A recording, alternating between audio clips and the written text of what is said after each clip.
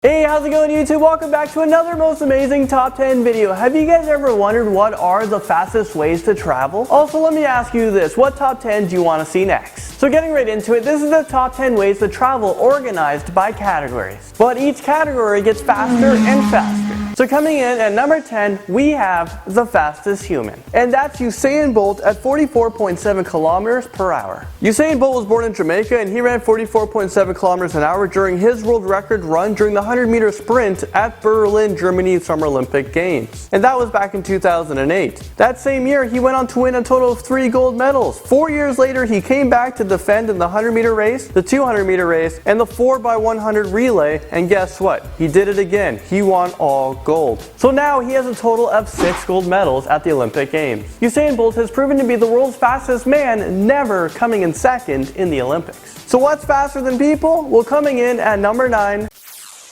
we have the fastest animal, which is the Peregrine Falcon, going 389 kilometers per hour. In North America, they're called duck hawk. Most people assume that the cheetah is the fastest animal, but they always forget birds are much faster when they glide. Cheetahs are the fastest land animals at 120 kilometers per hour. The Peregrine Falcon breed in land regions from the Arctic tundra to the tropics. They can be found almost anywhere on Earth, except for polar regions and really high mountains. And of course, most tropical rainforests, you won't find them there. Moving right along into number 8, we have the world's fastest car. And we're talking about the Bugatti Veyron that goes 431 kilometers per hour. It can maintain that speed for 12 minutes before it runs out of fuel. Okay, just take a look right here how sick this car is. Alright, let me make it full screen for you guys. It is a mid-engine sports car that was designed and developed in Germany by the Volkswagen Group. It was considered the car of the decade. And guess what? It was even recognized by the Guinness World Record books as the fastest street legal production car in the world. If you guys want something like this, it's going to cost you a lot of money, $1.9 million.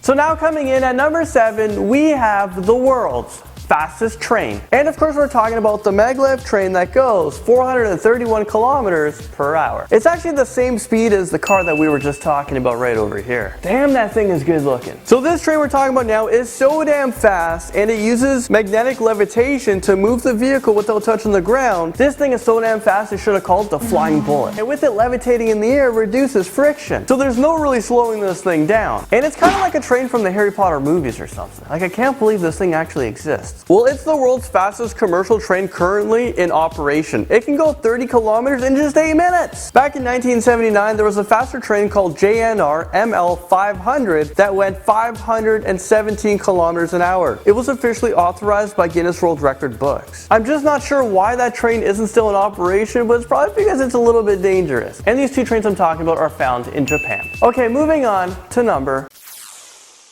We have the world's fastest watercraft coming in at 511.11 kilometers an hour. And we're talking about the Spirit of Australia. It broke and set the world water speed record on October 8th in 1978. Since then, nothing has been faster, which is so crazy with all the technology that we have right now. There has been many attempts, most of them fatal. It's made out of wood and it's powered by a jet engine. The jet engine was developed back in 1940. It was originally used for jet fighters and other aircrafts. So the fastest land vehicle comes in at number 5. We have the Thrust SSC that goes 1,228 kilometers an hour. Just look at these pictures right here. It looks so damn fast and futuristic. It's a British jet-propelled car developed by Richard Noble. The Thrust SSC holds world land speed record set back on October 15th of 1997. This has become the first official car to break the sound barrier. The car was driven by Royal Air Force Fighter Pilot Wing Commander Andy Green, and he drove this in the Black Rock Desert in Nevada, which is located in the States. And now coming in at number 4, we have the fastest commercial plane. And I'm talking about the Tupolev Tu-144 plane. And it went 2,430 kilometers an hour. It was a supersonic transport plane. And it was made back in 1968 and was stopped in 1984. It only had 55 flights because of its poor safety record. You might be on your way to your destination really fast, but you just might never get there because it's so dangerous. So this is why they're like, okay, you know what, let's stop putting passengers on this this plane and just put a pilot and cargo. A more common fast plane that you guys might have heard of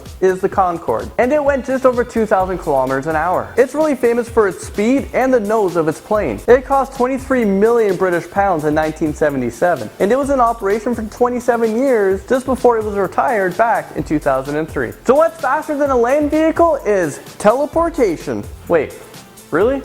No, we can't do that yet. Was this really in the script? What the heck? What's number 3? Okay, so coming in at number 3 is the fastest plane. And I'm not talking about the average commercial plane. So this one comes in at number 3. And it's the Lockheed SR-71 Blackbird. This thing goes 3,530 kilometers an hour. This thing is a total beast, and it's operated by the United States Air Force. Since 1976, it's held the world record for the fastest aircraft built by man. And previous to that, it was held by the YF-12. This plane currently isn't being flown, and that's because it was retired by NASA back in 1999. It cost $33 million to build, in which in our time would be over hundreds of millions of dollars. Okay, so let's get into what's faster than an aircraft. We're talking about the North American X-15, and that comes in at number.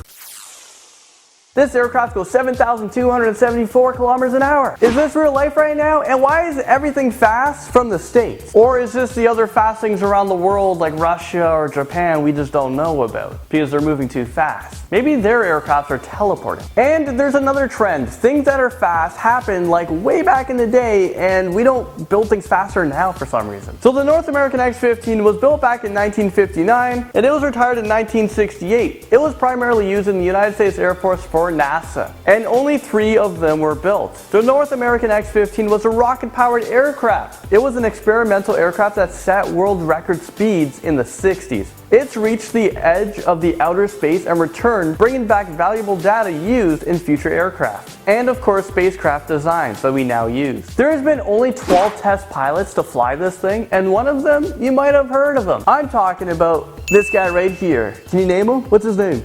Neil Armstrong. It's so crazy to think that something is faster than this, but just over 58,000 kilometers an hour, there is the New Horizon probe. Is this real life right now? What the heck is it? Alright, well this comes in at number 1. Let's look at pictures because I'm really curious to see what it looks like, and I'm sure you guys are too. This is the fastest ever spacecraft, and so far it's the fastest thing ever built by man of all time. It was a NASA probe that was launched to study the dwarf planet Pluto and its moons. The mission was approved back in 2001, but after several years of delay, it was finally launched in 2006. The New Horizon probes left Earth going over 58,000 kilometers an hour. In about a year and a half, it's made its way finally to Jupiter, which is a distance of 2.3 million kilometers away. Because of the gravity surrounding Jupiter, it actually gave speed to the probe, making it go even faster. And finally, in January of this year, which is not too long ago, NASA reports New Horizon spacecraft began its approach to Pluto. It's going to have its first flyby on July 14th, which at that point, it's going to be its 9th year on the mission. It's so crazy what technology can do. Well, there you guys have it. That was the top 10 fastest ways to travel. And if you guys want to go on the New Horizon probe, well, it's just a one-way ticket to Pluto and you're not coming back. So let me ask you this. Who would you send on this probe one-way ticket out of Earth? I really hope you enjoyed this video and you keep coming back. So thank you so much for watching. Well, that was a whole lot of fun, a whole lot of information, and a whole lot of fast. If you guys liked it, don't forget to hit that like button. And I'm not talking about going down there and actually hitting a button. I'm talking about just looking at the screen right now and being like, you know what? I like this video. And of course, you can take the video and share it to your friends, your family, and your grandma. Just tell them if you guys want to learn a thing or two, check out the video. Okay, bye.